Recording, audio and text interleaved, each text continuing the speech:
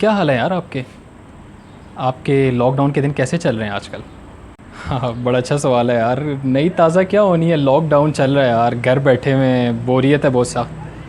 لیکن بوریت تھوڑی بہت ذرا آج کل اس لیے کم ہوئی ہے کہ ایک ایشو چل رہا ہے پچھلے کچھ دنوں سے میں فالو کر رہا ہوں، اور بڑا اس وقت ٹرینڈنگ ٹاپک ہے ٹویٹر پہ. اور وہ ہے بیسیکلی سی اے پاکستان اور آئی سی ایم اے کے آپس میں نے سنا کوئی کانفلکٹ چل رہا ہے. تو خیر آپ بتائیں یہ کانفلکٹ کیوں چل رہا ہے، اس کا بیک گراؤنڈ کیا، یہ کیوں سب کچھ ہو رہا ہے؟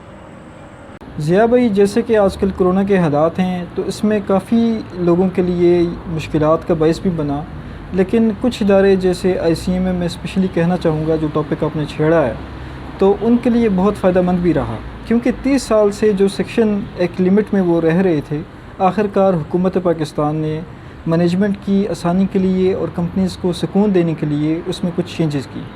اس میں ایک چینج جو سیکشن 247 کے نام سے ہے، اس میں آئی سی ایم اے کی جو آڈٹ رائٹس ہیں وہ 3 ملین تک لمیٹڈ تھے، اور ان کو انکریز کر کے 10 ملین کر دیے گئے. یہ جو سیکشن کی تبدیلی ہے یہ صرف سی اے اور آئی سی ایم اے کے درمیان نہیں ہے، اور یہ جو اختلاف آپ دیکھ رہے ہیں یہ پی ایم ڈی سی کے درمیان اور فارمیسی کے درمیان بھی ہیں. اور وہ تمام افراد جو 5 سال کی ٹیکنیشین یا لیبارٹری کی ڈگری لیتے ہیں تو ان کو پی ایم ڈی سی کی ایکویلنسی نہیں ملتی. سیم سچویشن سی اے پاکستان نے اے سی سی کے ساتھ رکھی، اور کافی عرصے اے سی سی میں پاکستان میں کام کرنے پہ ان کی پابندی تھی اور ایک بین لگا ہوا تھا. لیکن 2017 میں ایک لڑکے نے کیس کیا جس میں وہ اس سینس میں جیت گیا کہ لاہور کے چیف جسٹس نے یہ کہا کہ جو ٹریننگ آرگنائزیشنز سی اے والوں کو ٹریننگ دیتی ہے انہی اداروں میں اے سی سی والے بھی ٹریننگ کر سکتے ہیں. تو آئی تھنک کہ یہ چینج ایک بہت بڑا چینج ہے، اور کافی عرصے کے بعد آیا تو اس کا امپیکٹ کافی بڑا ہے، اور اسی وجہ سے آپ یہ شاید دیکھ رہے ہیں کہ اختلافات اور لڑائی کی صورتحال ہے. اچھا خیر، اب بڑے اچھے طریقے سے آپ نے ویسے سارا بتا دیا، لیکن مجھے ایک بات سمجھ نہیں آ رہی کہ ایک سائڈ سوشل میڈیا میں وہاں کیا کچھ چل رہا ہے، اور آپ یہاں پہ ریلیکس ہو کے جو ہے نا وہ پروفیشنلزم کی بات کر رہے ہیں. چلیں اچھا ہے، لیکن یہ مجھے بتائیں کہ دونوں باڈیز پروفیشنل ہیں، تو کیسے جو ہے نا اب ایک بندے کو پتہ چلے گا کہ یار ایک باڈی دوسرے باڈی سے پروفیشنلزم میں زیادہ بہتر ہے؟ ہم کمپیئر کیسے کریں گے؟ کون سے فیکٹرز ہیں؟ اس کے بارے میں آپ تھوڑا ذرا بتائیں. اچھا، اب آپ نے بڑا مزے کا سوال پوچھا کہ پروفیشنلزم اور پروفیشنل باڈی کو کیسے کمپیئر کیا جائے.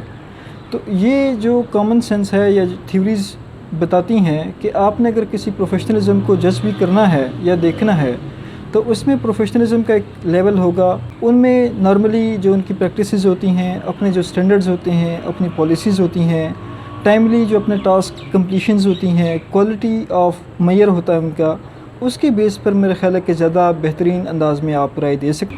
تو یہ جو لڑائی ہے یہ کہ چھوٹے سی بات پہ جیسے کہ سی اے والے یہ بھی کمنٹس کر رہے ہیں کہ بھائی کاسٹ آف سیلز کا آڈٹ جو ہے وہ آپ کر لیں، تو ایک نان سینس یا illogical بات بن جاتی ہے. آئی تھنک کہ آپ پروفیشنلزم کی طرف یا پالیسیز کی طرف دھیان دیں تو وہ زیادہ بہتر ہوگا.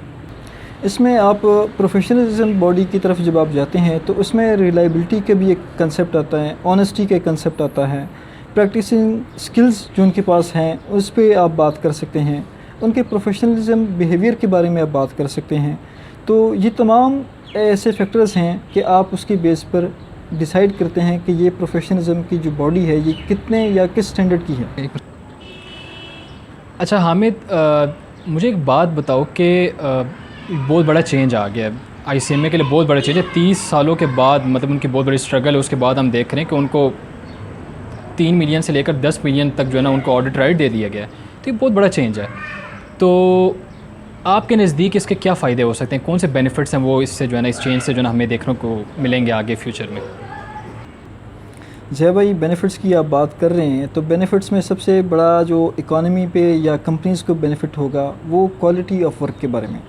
کوالٹی آف ورک اس سینس میں کیونکہ کمپٹیشن اب بڑھ گیا، جو چارٹرڈ اکاؤنٹنٹس اپنے سروسز دیتے تھے وہی سروسز اب ایک آئی سی ایم اے پروفیشنلز بھی دے رہے ہیں.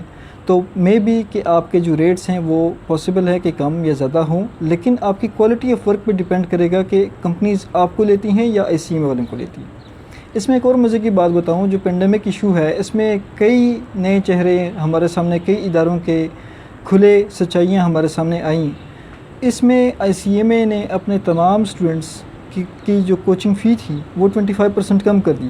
اب آپ مجھے بتائیں کہ جو آپ سی اے کے اسٹوڈنٹ ہیں تو آپ کو آئی کیپ نے ایسی کوئی فیسلٹی دی یا ڈسکاؤنٹ یا کنسیشن دیا؟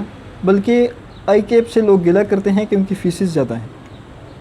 ایک اور انٹرسٹنگ بات یہ ہے کہ آئی سی ایم اے نے اپنے ایگزامز ڈیلے کر دیے اور ابھی وہ آن لائن ایگزامز کنڈکٹ کرانے کے لیے کوشش کر رہے ہیں تھرو جو آپ گھر بیٹھ کے بھی وہ ایگزام دے سکتے ہیں، جسٹ آپ کے پاس لیپ ٹاپ یا proper D S L web came ہونا چاہیے۔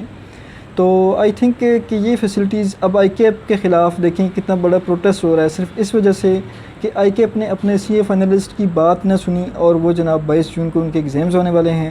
منسٹری آف ایجوکیشن کہہ رہی کہ پاکستان میں تمام جو ایگزامینیشنز ہیں وہ کینسل ہو گئے ہیں اور ہم کسی کو بھی ایس او پیز کے مطابق ایگزامز کنڈکٹ نہیں کرنے دیں گے۔ تو اب آپ خود اپنا اندازہ لگا لیں کہ بھئی آئی کیپ جو یہ ایگزامز کنڈکٹ کروا رہا ہے اور یہ انشورٹی دی جا رہی کہ ہم ایس او پیز کو فالو کریں گے، تو وہ جو ڈاکٹرز جو F C P S part 1 کے ایگزامز دے رہے تھے اور وہ ڈیلے ہو گئے، تو کیا ڈاکٹرز چارٹرڈ اکاؤنٹنٹس سے زیادہ مطلب کہ ان کے پاس ایس او پیز کی نالج نہیں ہے یا وہ اس کو فالو نہیں کر سکتے؟ ہر کسی کے پاس ہے، ہر بڑی یونیورسٹی کے پاس اتنا ایکسپینس یا بجٹ ہو سکتا ہے کہ وہ ایگزامز کنڈکٹ کروا سکتی ہے۔ تو یہ آئی تھنک کہ یہ ڈفرینس آپ دیکھ لیں خود ہی، اور یہ جو ویورز ہیں ہمارے ان تک بھی یہ بات پہنچنی چاہیے۔ اچھا چلو یار، اب ساری باتیں ہو گئی ہیں اور اس ٹاپک اب کنکلوڈ کرتے ہیں، چونکہ میں بور ہو رہا ہوں، جو سیدھی سی بات ہے۔ میں مارکیٹنگ کا بندہ ہوں، تم میرے ساتھ اکاؤنٹنٹ سے ڈسکس کرنے بیٹھ گئے ہو۔ خیر چلو لیٹس وائنڈ اٹ اپ۔ تو آخر میں اپنے بس کنکلوڈنگ ریمارکس تو، اور اس کے بعد ہم بلکہ گپ شپ لگیں گے اس کے بعد۔ بڑا فنی سوال پوچھ رہے ہیں اور ٹاپک آپ کو بور بھی کر رہا ہے، تو میں یہ کہنا چاہتا ہوں کہ بھئی سوشل میڈیا پر جسٹ ایک مسکنسیپشنز پھیلائی جا رہی ہیں، اور وہ صرف اسٹوڈنٹس ہیں۔ پروفیشنلزم کا جو بیہیویئر ہوتا ہے وہ ایسا نہیں ہوتا۔ سب سے پہلے جو مسکنسیپشنز ہیں وہ یہ ہے کہ بھئی کمپٹیشن میں کوئی آ گیا تو شاید ان کے پاس نالج نہیں ہے، تو ہم نے ان کا نالج میئر کیسے کر لیا، اس پہ آپ خود ہی بتا دیں مجھے۔